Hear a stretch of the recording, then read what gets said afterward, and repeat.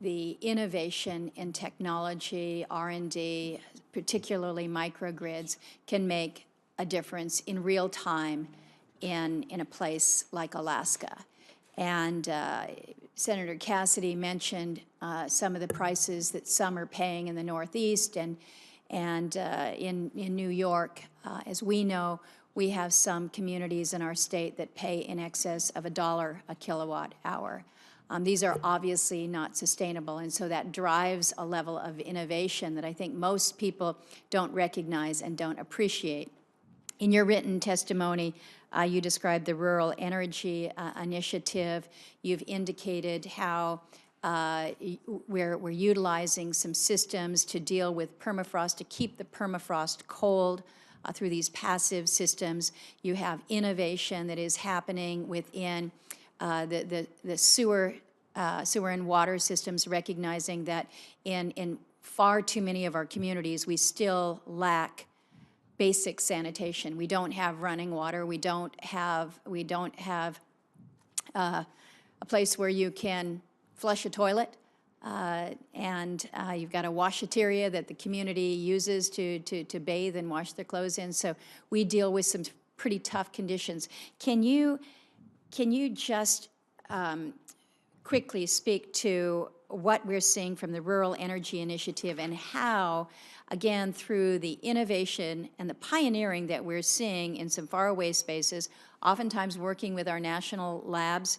how we're working to not only reduce the cost of energy, but improve the lives of people. Because when you have safe drinking water, when you have the ability to just stay warm in your house that isn't filled with mold and contributing to respiratory issues, what it means for a family. Sure, thank you for your question.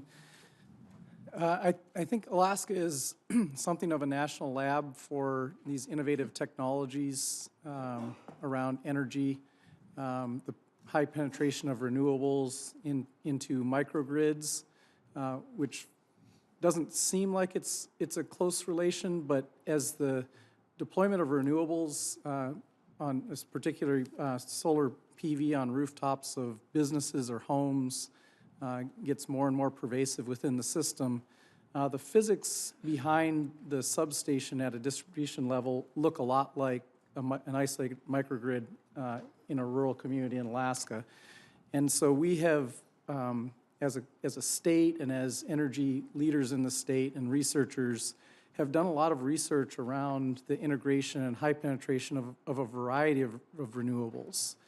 Not just wind, not just solar, but heat pumps, hydrokinetics, micro wind, which is, I think, a little bit different, geothermal, and also storage. And I think within that space, we have two communities that stand out at a larger scale for doing things that are sort of unheard of and unthought of at some level. One is Kodiak is effectively a 100% renewable electric utility, Kodiak Electric Association. Now that, I recognize, requires a unique set of circumstances and driven in part by the economics of being otherwise a diesel-reliant community. And so they have a large hydro resource, but they also have 9 megawatts of wind, and they have also had to bring on 2 different forms of electric storage in order to make this whole system work. The other is Cordova, which is a little bit smaller, but they have a 100% buried distribution and transmission grid, which is sort of unheard of also. And I think that as you have these more dramatic climate change weather events, the resilience of a completely buried distribution system is quite different and quite a bit more resilient and reliable for the community. So we are doing a lot of interesting things, and we do have a lab in Fairbanks at the Alaska Center for Energy and Power at the University of Alaska Fairbanks that does a lot of research, primary research with these kind of balance of plant and other technologies that are around the energy technology itself. So I think we have an applied lab in Alaska in both a formal lab sense as well as in rural communities where kind of the desperation of the local economic reality drives innovation, and innovation drives the reality of practical applied engineering. It's well said. We invite everybody to come up.